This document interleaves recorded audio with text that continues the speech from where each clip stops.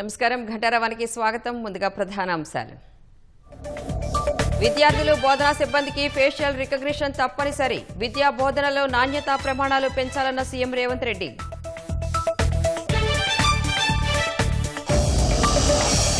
శాసనసభ సమావేశాలపై సభాపతి సమీక్ష. అడిగిన సమాచారాన్ని సిద్ధం చేయాలని అధికారులకు ఆదేశం.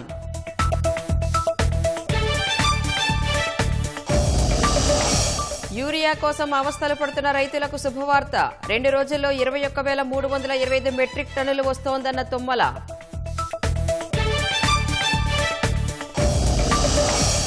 వర్షాలు వరద మిగిల్చిన కష్టాల నుంచి కోలుకోని కామారెడ్డి.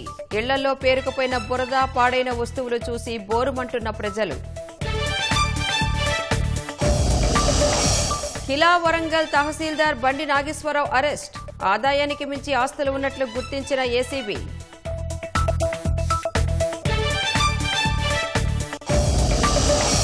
భారత్ అభివృద్ధిలో జపాన్ కీలక పాత్ర పోషించిందన్న మోదీ. బయోటెక్, అంతరిక్ష రంగాల్లో కలిసి పనిచేద్దామని పిలుపు.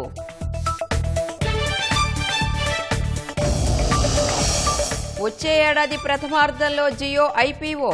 ఏఐని ప్రజలకు చేరువ చేసేందుకే చర్యలన్న ముఖేష్ అంబానీ.